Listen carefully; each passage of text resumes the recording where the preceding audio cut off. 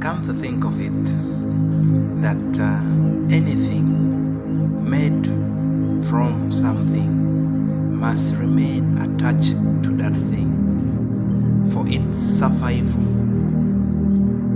and in order for it to maximize its potential. That is the principles of sources and resources. So in Genesis chapter 1 verse 11, we see that God was in the creation process, and he said, let the soil brings in the plant that bears different fruits and different seeds and all together. Okay, so the plant came out from the ground, and for the plant to remain alive, it must be attached to the ground, and for the plant to maximize its potential must be attached to the ground where it came from. And any attempt to remove the plant from the soil, the plant dies. Are you getting it? Because the soil is the source for the plant. Are you getting it? So the plant had to remain in the soil for the plant to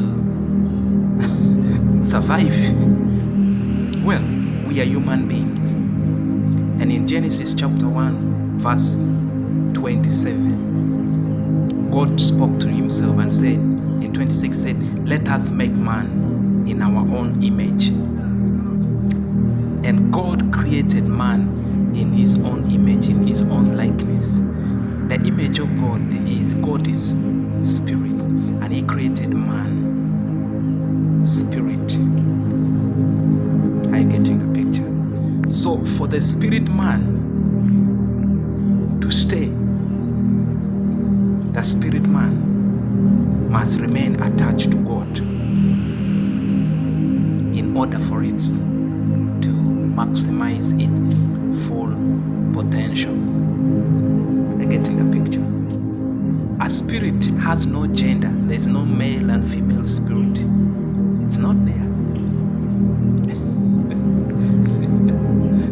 Okay, so this business of saying, you know what, the Bible is biased, it's talking about only man, you're wrong.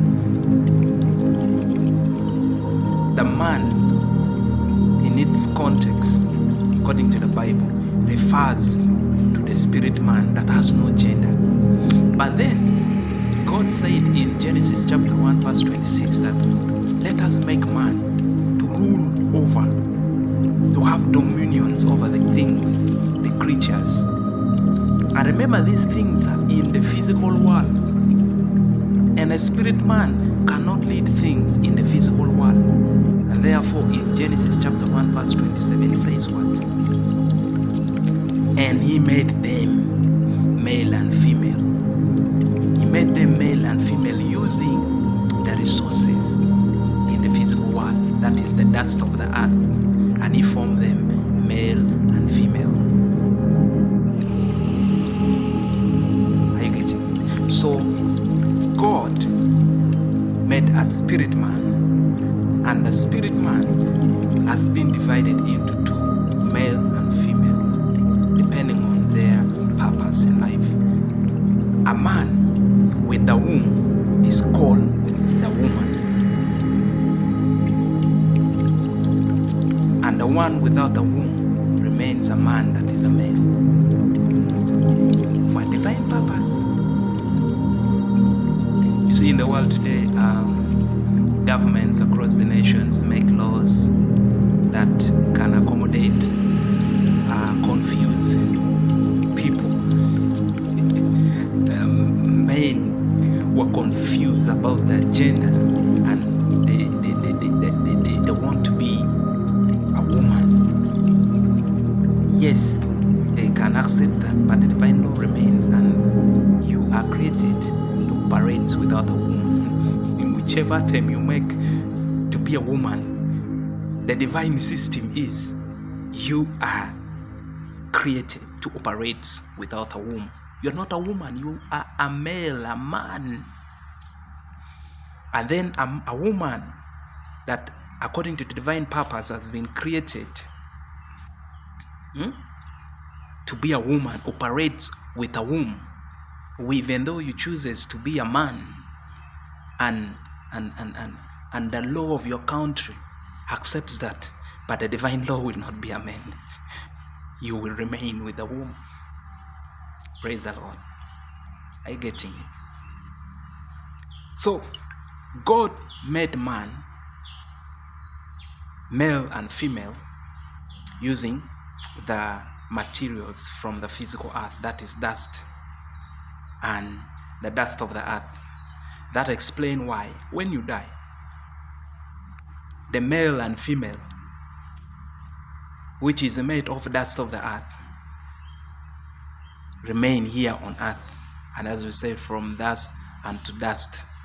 But the spirit man, the original man, which is like God, goes back to God. Praise the Lord. Praise the Lord. Hope we are getting. So in Genesis chapter 3, there comes the fall of man. Okay? Remember, God is the manufacturer, the creator. He created us, and for us to operate fully in our full capacity, He designed a small book that all the manufacturers they do design. That is the manual that tells you how the product should be put to use in order to maximize its full potential. So when you read that small leaflet, it tells you how the product is supposed to be fully used. So God designed that book, which is the Bible, and He gave it unto us. So if any human being want to come to its full potential, that human being must focus on that small book called the Bible. There you'll understand how you can fully operate according to the mind of the Creator. That's according to the mind of God. Praise the Lord. Praise King Jesus. So, sorry.